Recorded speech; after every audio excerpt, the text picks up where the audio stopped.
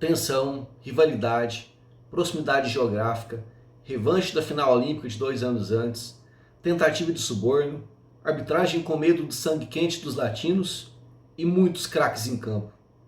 Olá, amigos e amigas do Três Pontos. Eu sou o Neuber e vou contar como foi a final da primeira Copa do Mundo de futebol. Em 1930, o Uruguai estava em festa, sediava a primeira Copa do Mundo de futebol e celebrava o centenário de sua independência. Além do mais, era o bicampeão de futebol nos Jogos Olímpicos. Em 1924, encantou o mundo em Paris, fazendo o público vibrar com seu futebol talentoso e arrasou a Suíça na decisão por 3-0. Em 1928, em Amsterdã, enfrentou a arquirrival Argentina na final e só venceu no jogo de desempate por 2-1, após empate por 1-1 no primeiro jogo. A Celeste Olímpica era a maior potência do mundo da bola entre as décadas de 20 e 30 e provava isso em campo.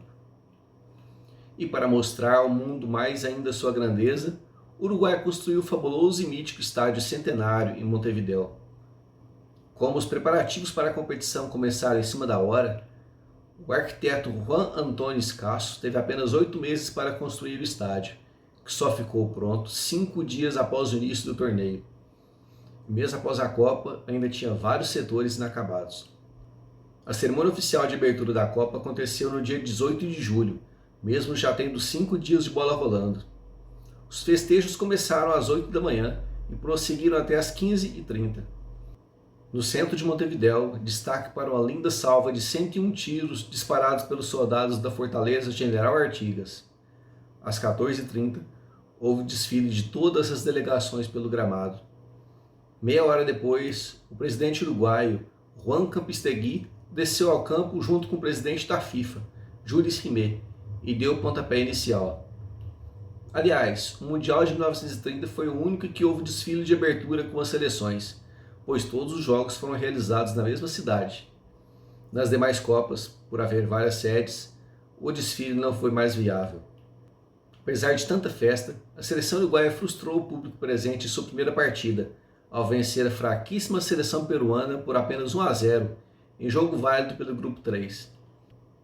No dia seguinte, a exagerada imprensa uruguaia pediu mudanças drásticas e urgentes na seleção, considerada pesada e envelhecida. Abre aspas, os deuses estão cansados, fecha aspas, escreveu o jornal El País. A base ainda era a mesma do primeiro título olímpico, conquistado 6 anos antes. E então, para a partida contra a Romênia, no dia 21, o técnico Alberto Sulpici fez 4 alterações na equipe. Na defesa, trocou Domingos Terreira por Ernesto Mascheroni.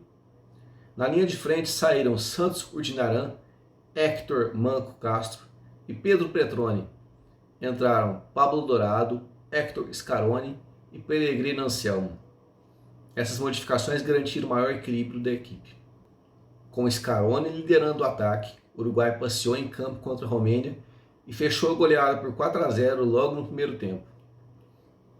Na quarta-feira, dia 23 de julho, a FIFA promoveu o sorteio para definir os adversários nas semifinais. Havia 33% de chance de a sonhada decisão entre Uruguai e Argentina acontecer precocemente nas semifinais. Era um risco enorme.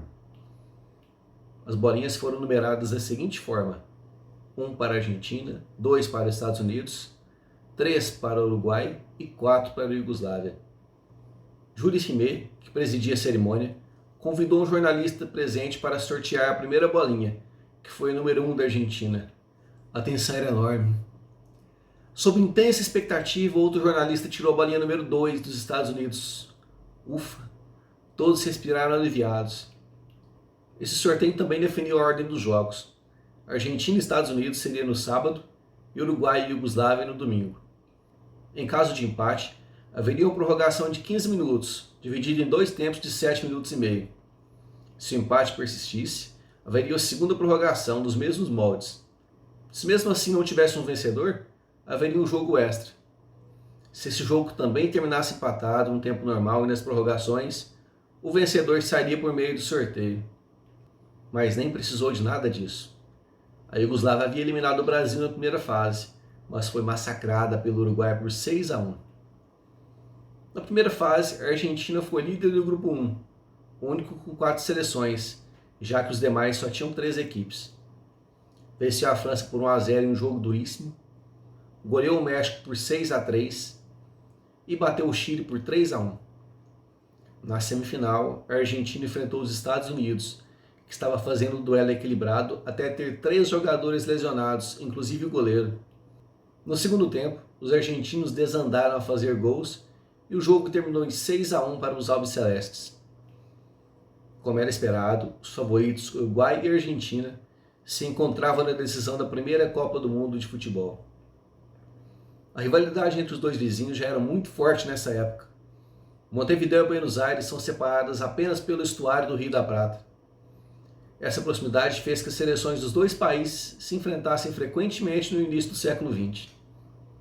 Desde o primeiro duelo, em 16 de maio de 1901, até a decisão da primeira Copa do Mundo, já tinham sido disputados 94 jogos entre si, com 38 vitórias argentinas, 26 empates e 30 vitórias uruguaias, com 139 gols das albicelestes e 120 dos charrúas. Eram duas das melhores seleções do mundo na época. Segundo relatos, a vantagem do Uruguai era manter a disciplina defensiva, enquanto o individualismo dos argentinos provocava eventuais momentos de desorganização. O jornalista italiano Gianni Breda relatou na época que, abre aspas, a Argentina joga o futebol com muita imaginação e elegância, mas a superioridade técnica não pode compensar o total abandono da tática. Entre as duas seleções nacionais rioplatenses, os uruguaios são as formigas e os argentinos as cigarras. Fecha aspas. Na antevéspera da decisão, o famoso cantor de tango Carlos Gardel, apaixonado por futebol, visitou as concentrações primeiro do Uruguai e depois da Argentina. Esse simpático gesto causou revolta na Argentina, onde Gardel era o artista mais famoso do país na época e era considerado patrimônio nacional. Os uruguaios amaram a visita do artista, porque o tango também é a música tradicional do país. Embora francês de nascimento, Gardel morava em Buenos Aires desde os 2 anos de idade e sua mãe era uruguaia. Naquela quarta-feira, dia 30 de julho de 1930, os portões do Estádio Centenário foram abertos às 8 da manhã. Ao meio-dia, 2 horas antes da partida, as arquibancadas já estavam lotadas. Embora o público oficial seja de 68.346 espectadores, calculam que entre 80 e 90 mil tenham visto a final, porque muita gente entrou sem pagar, burlando o policiamento. Por isso, embora tenha sido o jogo com maior público, não foi o de maior renda.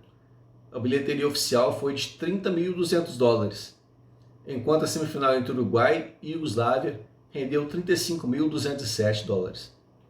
Ainda pela manhã, o argentino Francisco Pancho Varadil, o mais jovem de sua equipe, com 20 anos, procurou a comissão técnica para informar que seu tornozelo estava machucado, além de resquícios de uma pancada recebida contra o Chile, sugerindo que ele fosse substituído na final por um atleta com melhores condições físicas. Como a delegação portenha não tinha médico, mandaram chamar às pressas o Dr. Júlio Campistegui, médico da seleção uruguaia e filho do presidente do país. Após um exame um pouco minucioso, ele recomendou que o atacante não atuasse, provocando suspeitas do adversário. E então os argentinos não acreditaram e resolveram examinar Varadil de outra maneira, na prática, com chutes em uma parede, e decidiram que ele estava em condições de atuar. Segundo o jogador, ele não podia sequer se mexer. Varadil foi o último sobrevivente da final de 1930. Nascido em 5 de fevereiro de 1910, faleceu 6 meses depois de completar seus 100 anos, em 30 de 8 de 2010. Ele admitiu muitos anos depois que seu time sentiu medo na decisão de 1930. Abre aspas. No vestiário, no intervalo, quando a Argentina ganhava de 2-1, escutei coisas raras. Se ganhamos aqui, nos matam, disse um dos meus companheiros. El Conejo Scopelli não queria jogar, tinha medo. E outros também, fecha aspas, relatou Varadil, a revista El Gráfico, em 1995. 10 navios deveriam levar milhares de torcedores argentinos através do Rio da Prata, de Buenos Aires para Montevideo, para assistir a final. Mas, por causa de uma pesada neblina, 8 embarcações não conseguiram partir a tempo. Só cerca de 3.000 torcedores chegaram ao estádio, mas apenas quando o segundo tempo já estava em andamento. Eles chegavam aos gritos: Vitória ou muerte. Conta alguns relatos que todos os argentinos que desembarcavam das barcas do Rio da Prata eram revistados e que a polícia chegou a encontrar gente armada. A final foi apitada pelo árbitro belga Longinus. Ele era chefe do gabinete do governador da província de Antuérpia e veio a Montevidéu com uma dupla função. Foi também jornalista correspondente da revista alemã Kicker. Após as partidas que atuava, ele passava a crônica de cada jogo à revista por telefone. Longinus tinha 39 anos na época e um porte físico avantajado, com quase 1,90 m de altura. Temendo o sangue quente dos latinos, ele impôs 3 condições para arbitrar a tensa decisão: que fosse protegido por 100 policiais, que a FIFA lhe fizesse um seguro de vida e que o navio do Ilho tivesse partida atrasada em 2 horas para ele sair do estádio direto para embarcar rumo à Europa. Entretanto, a forte neblina adiou a viagem para a manhã seguinte. Longinus ainda apitou nas Copas de 1934 e 38, completando 84 partidas internacionais. Faleceu em 1952, aos 61 anos. Longinus era um árbitro discreto, apitava de terno, gravata e uma boina em tom claro. E teve trabalho antes mesmo de a bola rolar. E o problema era exatamente esse: a bola. A partida começou com 15 minutos de atraso, porque nenhuma das duas equipes queria abrir mão de usar a sua bola. A Argentina era mais leve, a uruguaia mais pesada. A comissão organizadora, com a sabedoria salomônica, resolveu que uma bola seria usada no primeiro tempo e outra no segundo. Houve um sorteio, vencido pelos visitantes. Eles usaram sua pelota na primeira etapa e os anfitriões jogaram com a sua no segundo tempo. As duas seleções foram a campo no sistema tradicional da época, o 2-3-5 ou pirâmide. O técnico uruguaio Alberto Suplicy mandou sua seleção a campo com Ballesteros, Nassassi e Mascheroni, Andrade, Fernandes e Gestido, Dourado, Scaroni, Castro, Cea e Iriarte. A Argentina, que tinha 2 técnicos, Francisco Lazar e Juan José Tramutola, foi escalada com Botasso, De La Torre e Paternoster, Juan Evaristo, Luizito Monte e Soares, Pelcelli, Barádio, Guilherme Stabile, Manuel Ferreira e Mário Evaristo. Nenhum lance de grande perigo havia ocorrido quando, aos 12 minutos de jogo, o uruguaio Pedro Cea recebeu uma bola na meia direita, quase na linha da grande área. Mesmo perseguido pela marcação, o craque conduziu a bola para o centro e se preparou para chutar. Mas Manco Castro foi mais esperto, percebeu que Pablo Dourado escapava livre e deu um toque para o arisco ponta direita. Dourado recebeu e, mesmo sem ângulo, chutou cruzado. A bola passou entre as pernas do goleiro Juan Botasso. Aos 20 minutos do primeiro tempo, o meia Manuel Ferreira, capitão da Argentina, recebeu a bola perto da área uruguaia e tocou de primeira para Carlos Pelcelli, que corria de frente para o gol. Com um toque rápido, Pelcelli driblou a marcação de Álvaro Restido e acertou um chute alto e forte no canto esquerdo do goleiro Henrique Ballesteros. Aos 38 minutos, o centro-médio argentino Luizito Monte fez um ótimo lançamento da linha do meio do campo até a área uruguaia. O artilheiro Guilherme Stabile ganhou dos zagueiros na corrida e chegou antes da cobertura de Andrade, tocando a bola na saída do goleiro Ballesteros. O capitão Nassassi reclamou aos berros que tanto Stabile quanto Ferreira estavam impedidos, mas o árbitro confirmou o gol após consultar o bandeirinha Henri Christophe. No intervalo, Nassassi foi ao vestiário do juiz e chegou a rabiscar um diagrama na parede para tentar provar seu ponto de vista. Inutilmente. No fim do primeiro tempo, quando a Argentina vencia por 2-1, o já lesionado Barádio tomou uma entrada ríspida uruguaio Restido e deixou o campo se arrastando. Como não havia substituições, o jovem passou a segunda etapa só fazendo número. Na etapa final, com a superioridade numérica e a sua bola, os uruguaios cresceram. Aos 13 minutos, Héctor Scaroni dominou a bola de fora da área pela meia esquerda, marcado por 2 argentinos. Ao ver a aproximação de Pedro Cea pelo meio, Scaroni rolou a bola e Cea mandou pelo gol de carrinho, na saída do goleiro. Aos 23, o ponta esquerda Santos Iriarte deslocou para o meio, recebeu a bola de Ernesto Mascheroni e acertou um chute fortíssimo da intermediária, que acertou o ângulo direito de Botaço. Era virada, 3-2. A Argentina pressionava e chegou a mandar uma bola na trave, e o gol de empate parecia questão de tempo. Aos 40, Andrade salvou um gol certo dos argentinos, tirando de carrinho o chute de Francisco Varallo, quase em cima da linha de gol. Mas, a 2 minutos do fim, o Uruguai foi letal. Pelo lado direito, perto do bico da área, Dourado ergueu a bola na pequena área. Manco Castro subiu nas costas de Della Torre e cabeceou. A bola foi no meio do gol, rente à trave, encobrindo o goleiro Botaço. Castro tinha 1,69 m e era 10 centímetros mais baixo que o adversário, mas como havia atuado no futebol argentino, sabia que Della Torre não tinha boa impulsão. Foi gol que fechou o placar em 4-2. Héctor Castro era conhecido como manco por não ter a mão direita. Quando era criança, trabalhava como auxiliar de carpinteiro e perdeu a mão em um acidente com a serra elétrica. Era um jogador comum. Embora fosse regular, não tinha o brilho dos atacantes da época, como os próprios craques uruguaios, Héctor Scaroni, Pedro Petroni, Peregrino Anselmo e Pedro Cea. Embora atuasse pela Celeste Olímpica desde 1924, nada fazia crer que ele seria o grande personagem da final da primeira Copa do Mundo. Mesmo na reserva, participou de 2 jogos e fez os 2 gols mais importantes de seu país na Copa. O da vitória por 1-0 sobre o Peru na estreia e o último gol da final, que assegurou o título. No dia da final, ele recebeu um telefonema anônimo que dizia que se o Uruguai perdesse, ele receberia 50 mil pesos. Se ganhasse, não veria o pôr do sol outra vez. Ele não seria titular, mas uma lesão de Anselmo abriu espaço para que Castro não aceitasse as ameaças, brilhasse e fizesse gol do título da primeira Copa do Mundo de futebol. Manco Castro foi herói na final e José Leandro Andrade era a maravilha negra, mas sem dúvida, o astro da Copa e de toda aquela geração uruguaia era Héctor Scaroni, El Mago. Ele foi o melhor jogador do mundo no seu tempo, liderando a Celeste nos títulos olímpicos de 1924, 1928, além do Mundial de 1930. Curiosamente, a Copa de 30 foi a única na história que não registrou nenhum empate. Foram marcados 70 gols em 18 partidas, média de 3,9 gols por jogo. A Argentina teve o melhor ataque, com 18 gols marcados.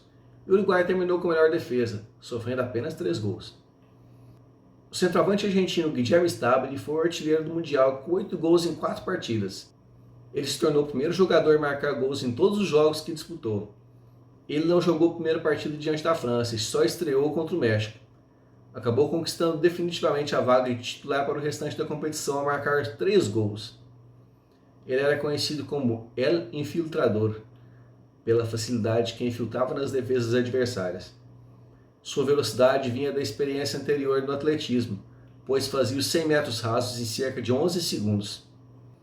Após encerrar a carreira, Stabile se tornou um técnico de sucesso, treinando a seleção argentina por 21 anos, de 1939 a 1960, e conquistou 6 edições da Copa América, 41, 45, 46, 47, 55 e 57.